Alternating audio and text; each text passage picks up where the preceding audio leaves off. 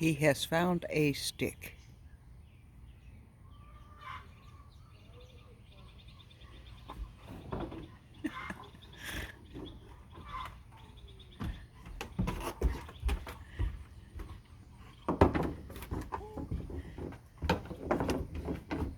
Lordy, lordy, lordy. Good morning, folks. It's about 8:30 in the morning. I come out, have my coffee, and I noticed that my kale plants have been eaten up by like potato beetles. But my sunflowers is coming up, and I wanted to talk to you about a couple things today. So let's take a walk. Let's take a walk. My blueberries are coming in. Right. We got blueberries coming in. And the dog loves these blueberries. You want blueberry? Want blueberry? Yep. So let's talk a couple things here. Tomatoes are in. I gotta get in here and weed eat, but all of this, you see all these holes? This is all from the potato beetles, and this is all kale and spinach and onions, and they have absolutely decimated this week. So all it took was a week, and they've absolutely decimated my kale plants. My elderberry's starting to put on fruit. But this is a plant I want to talk about today. This is called pokeweed. It's a pretty big plant. Pokeweed is edible. But it's edible if you cook it a certain way. So with pokeweed, it is not edible for your animals. Just so you know. It is absolutely poisonous to your dogs, no matter how you cook it. Do not feed it to your animals. But pokeweed, I got more of it over here. And pokeweed, it's kind of like some cactuses that you get. You have to boil pokeweed at least twice. Okay? Now, the smaller leaves actually have more poison than the bigger leaves. But you want to choose good green leaves and not brown spotted leaves like this one. Okay? Normally with pokeweed you want to get it when it's a smaller plant. But you can take the leaves off the big plant as long as you get the good leaves, good green leaves, nice bright green leaves. And you boil it twice.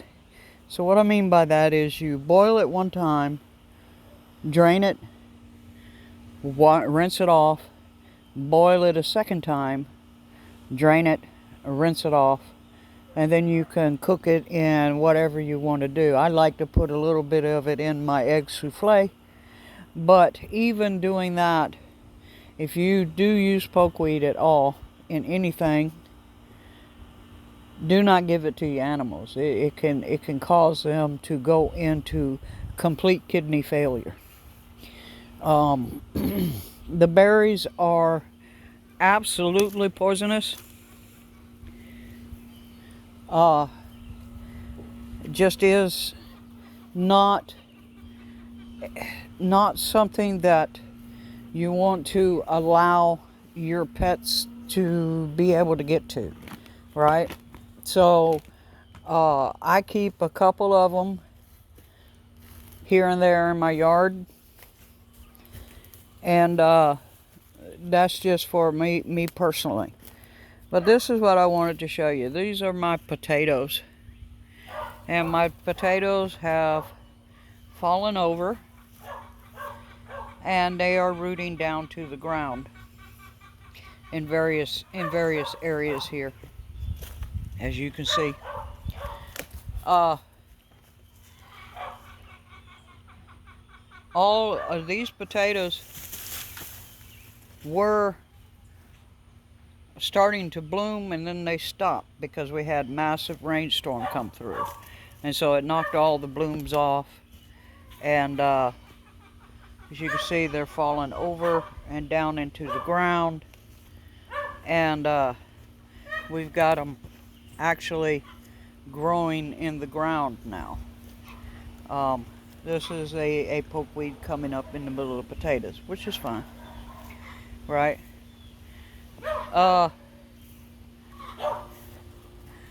But you see this potato showing itself up out of the soil? Never use this potato. You will notice it has a green tint to it.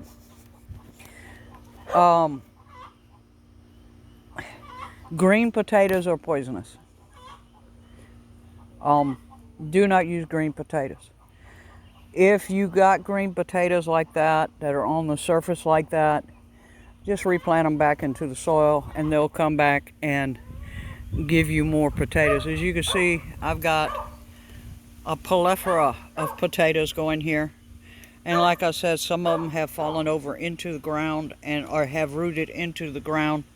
And I'm going to have to, when I harvest in a couple months, I'm going to have to dig those up out of the ground. Just little things going on. Obviously, my raspberries are doing well, right?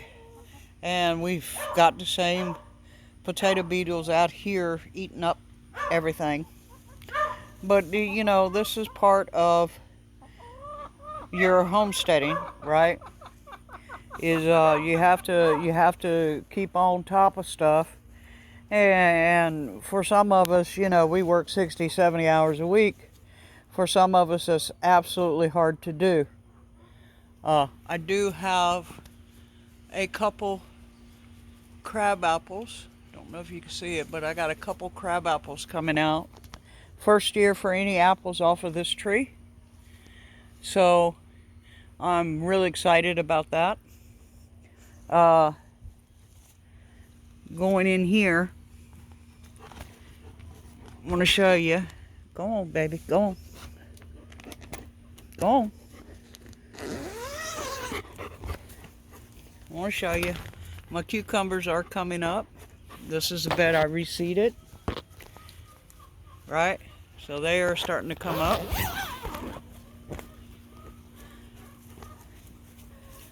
And I've got,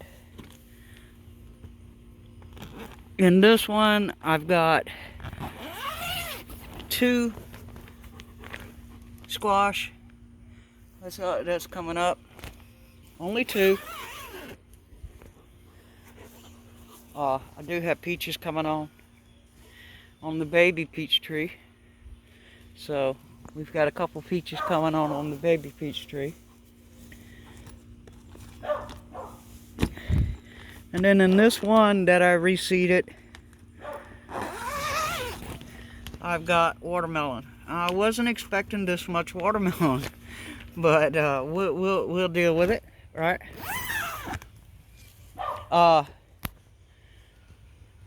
This apple tree is not producing at all. My mama peach tree has come out with a second harvest. She's starting with a second harvest, so we might get peaches yet. My strawberries are pretty much done for the season. I'm just letting them grow however they want to grow.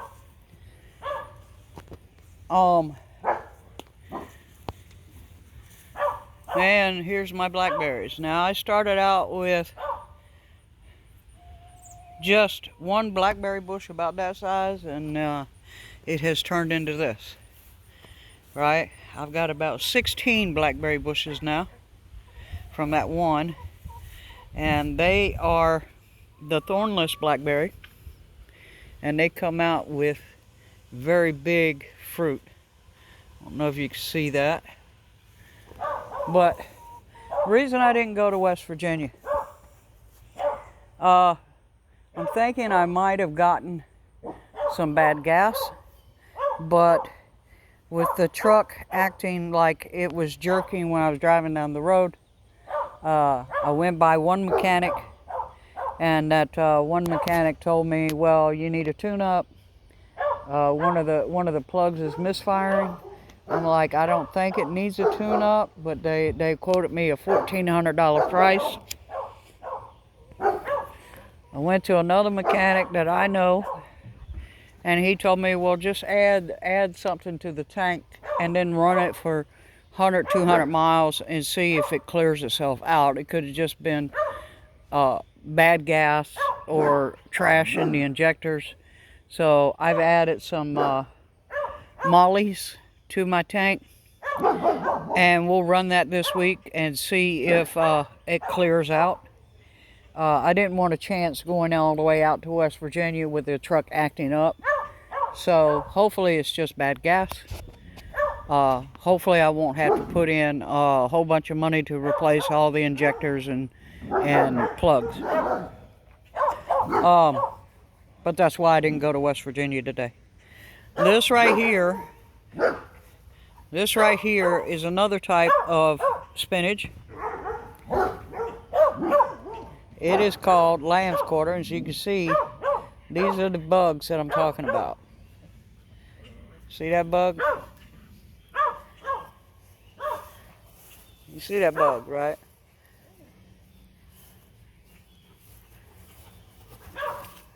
And they do fly. But lamb's quarter, you can take lamb's quarter and eat it straight off the bush, or you can cook it. Samson! No! Samson! No! Or you can cook it just like you would spinach. I have a bunch of this growing around the yard here. Get out of there! Hey! Out of there! And this is my garlic bed. My garlic bed is pretty much been destroyed because Mr. Samson, out! Out! Go! Go! Because of that. Right? So yeah, that's what's going on here. I'm like harvesting my blueberries and blackberries and got my tomatoes going. Now these, I grew these from seed, so they take a little bit longer when you grow them from seed to get to the size where they'll start flowering and putting up fruit. So I've got both beefsteak tomatoes and Roma tomatoes is what I've planted. So those are the two I like. But yeah, blueberries are, it's a blueberry season, and we've got blueberries everywhere. All right, we got them everywhere. But as you can tell, I've got to get out here and I've got to weed eat some of my beds because it's just like, it's a constant thing here. Constantly doing things in the yard. This is supposed to be roses, but it doesn't look like roses to me. And I do have, in all this grass, basil. So I do have some basil coming up, which is why I haven't weeded the bed. It's because the basil will grow up above the grass and kill it. This bush here, I rarely get any blueberries off of this bush because birds strip it. But it is packed full, as you can see, and you can see where the birds have come in and stripped everything. And of course the dog. But that's what's going on here. Now obviously I'm walking out here and I'm looking and I'm like, yeah, we got to get out here and we've got to do a little bit of yard maintenance and some weed pulling. But it just, my grass grows so fast. I just cut this last week, but we had so much rain that it just overtakes everything, right? So I was hoping to show you some potato blossoms, but I think with that hard rain we had 2 days ago, it's knocked all the blossoms off. Samson! No! So it's just a matter of staying up on stuff. And I wanted to share why I wasn't able to go out to West Virginia this weekend. And of course I'm not going to go next weekend because it's 4th of July. But hopefully this fixes my pickup truck problem.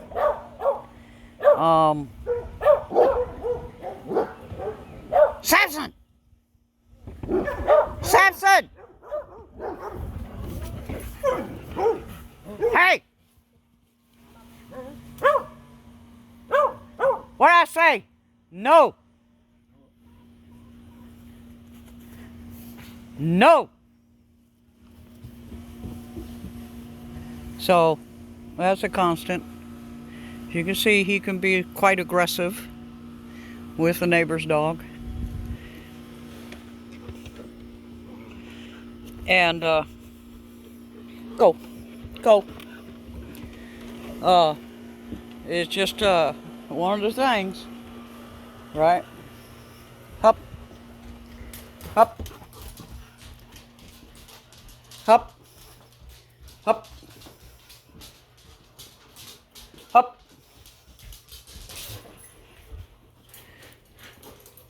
Yes, he's getting a timeout because I told him 3 times not to do what he was doing.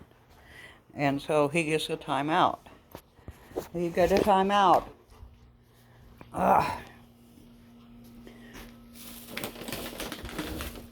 Called timeout and distract, right? Yeah.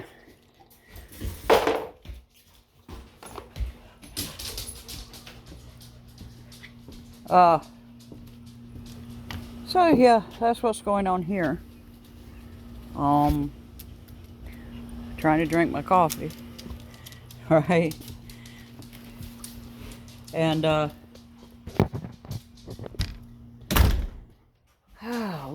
Lordy. No, you get a timeout now because I told you not to do that and you did it anyway. So yes, you are in timeout.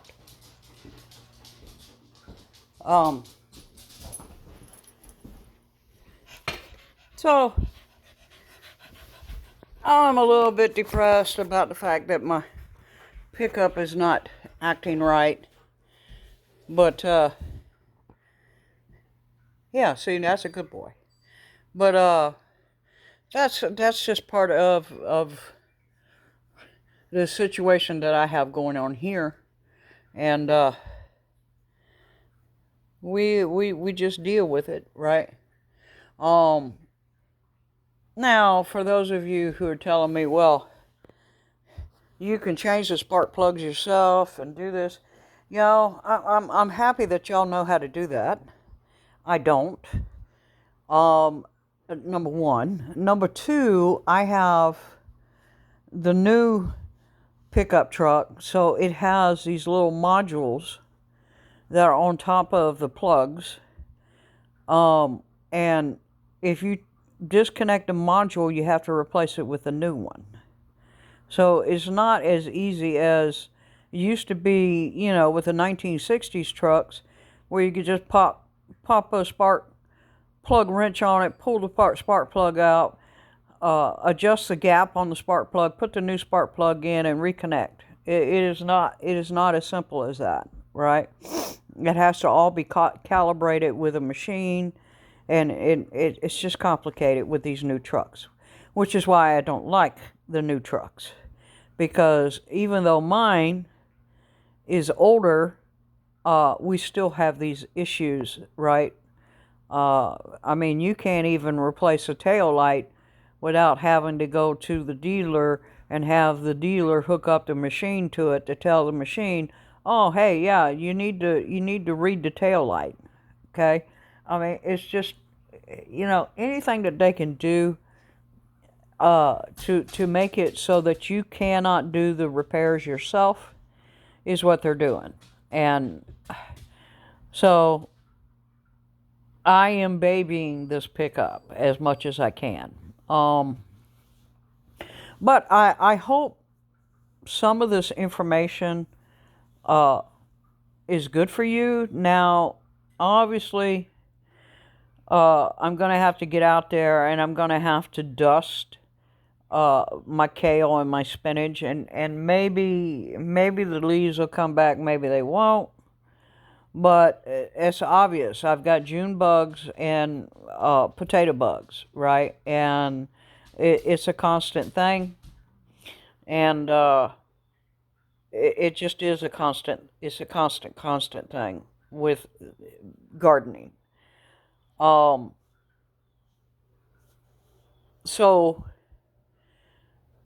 for those of you who are just getting into prepping, yes, you make mistakes.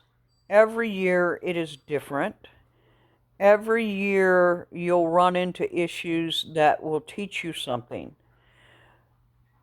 Do not let one mistake detract you from continuing forward.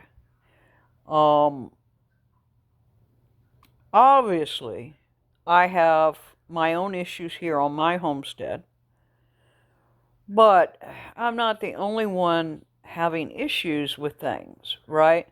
When you first get into gardening, you learn that you just can't just plant a seed in any soil and expect to get this big harvest. You might have beautiful plants and it not produce hardly anything. And then you might have the most scrawniest looking plant that you've ever seen, but it puts off massive amounts of fruit. I've seen this with peppers specifically. Now, I'm talking bell peppers. I'm not talking ghost peppers or jalapenos or anything. I'm talking bell peppers, right? Green peppers, bell peppers. I've even seen this with tomato plants.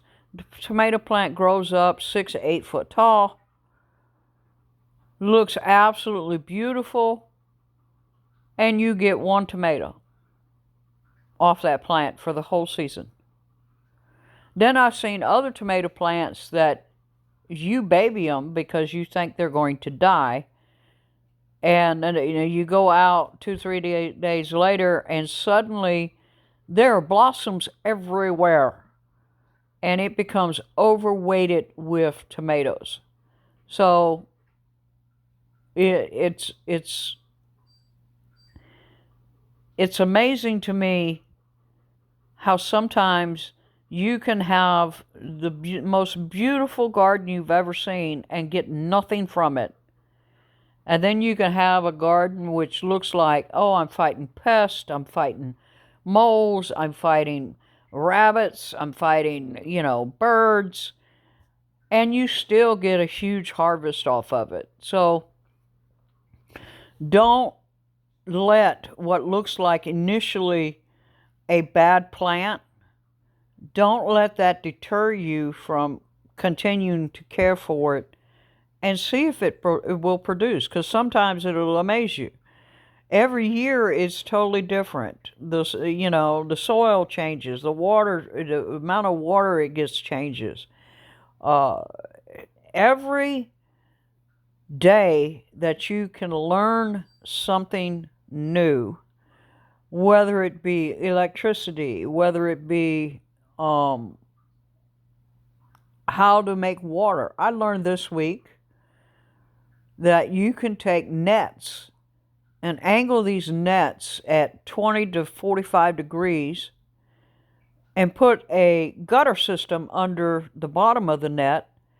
And as the water runs down, at sunset overnight because of the condensation, it will run into that gutter system and you can get water off of that net.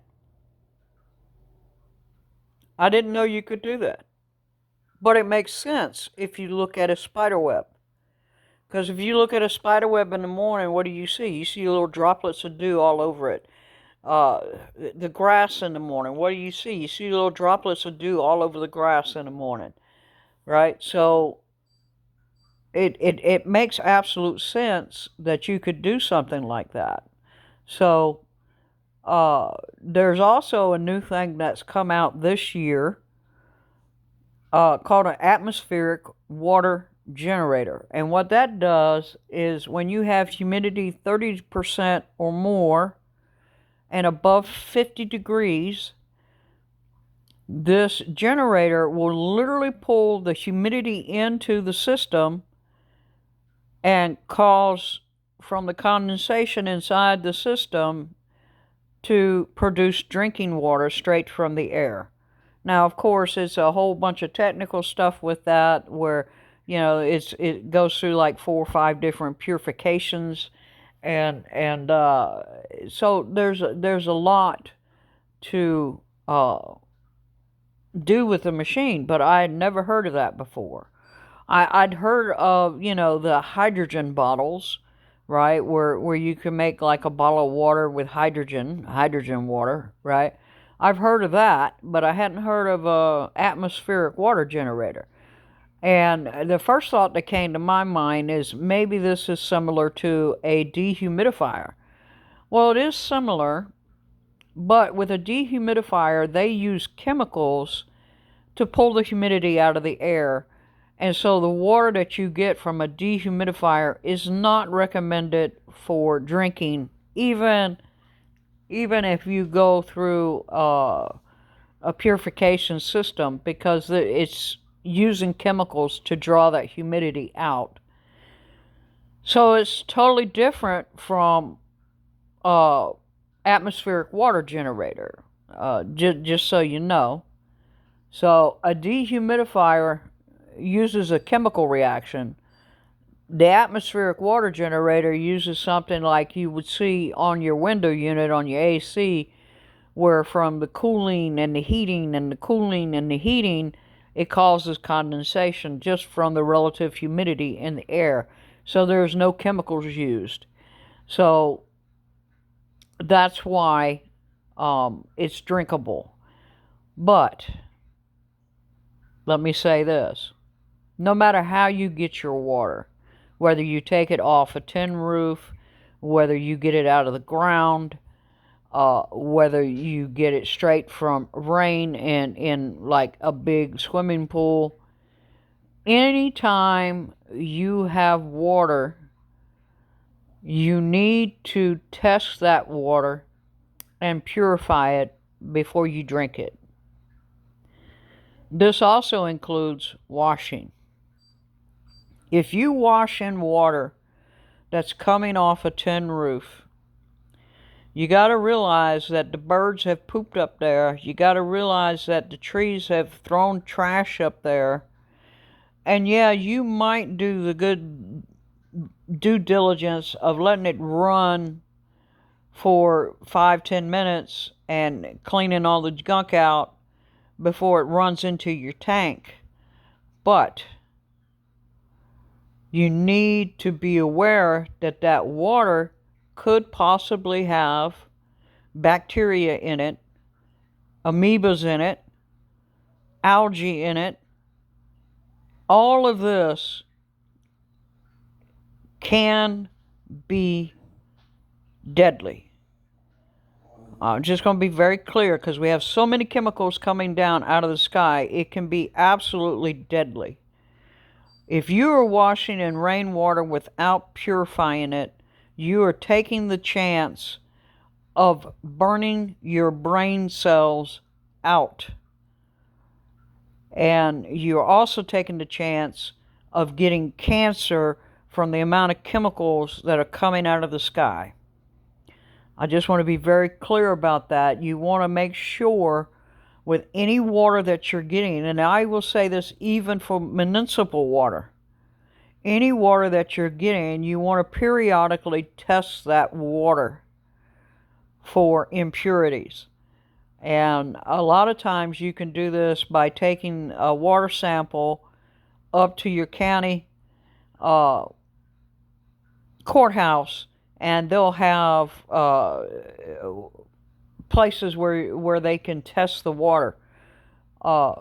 If you're on a well system like an artesian well, more than likely you're not going to have as many issues as somebody running off of a roof. But we have so many chemicals coming down now, going into our soils, that even with an artesian well, I would still test that water at least once a year. Now, if you're collecting rainwater, rainwater is great for growing crops. It's also great for like washing your truck, watering your lawn. It is not great for washing your body or drinking. You need to be very, very careful about your water. Okay, just as careful as you are about making sure that your food is chemical free, and the food that you're harvesting, that you're taking the FDA recommended precautions to harvest and preserve that. You want to do this. You want to have the same mindset with your water. And I'm sure there's going to be people that come on here and say, "Well, I've used rain catchment and washed in it and just ran it through a Berkey and I'm fine." You're lucky. That's all I'm going to say is you're lucky, because Berkey will purify to a certain degree, but certain chemicals it cannot address. Okay? And we all know that they're spraying the skies with whatever, and that's coming down on our roofs and getting into our rain catchments. So don't rely on just one system for water purification. I recommend, if you're going to drink your rain catchment water, I recommend that you, 1, boil it. 2, run it through 3 purification systems. 3. Not just one route, but 3. One is for chlorine, one is for your charcoal, and one is for specific minerals. So you want that trifold purification system. Now, a good way that you can do this is through an osmosis machine. So the water goes in, the system boils that water off, turns it into vapor, runs it through to condense it again, okay? Runs it through purification filters, and then at the last stage is it runs it through the charcoal filters. This is great to have and to think about when you're talking about water. So that's what I have for you today. Unfortunately, like I said, I've got a whole box of stuff to go up to West Virginia, and I wasn't able to get up there this week. Just pray for my pickup truck, folks. I'm hoping it was just bad fuel, but we don't know. And until I know for sure, all traveling besides going to work is on hold. I mean, I have to make sure that if I leave out somewhere and I go 500 miles up the road, that I can make it back home, right? That's just the way it is. So that's all I've got for you today. And I've kind of rambled on for about 35, 36 minutes. So, bicycle.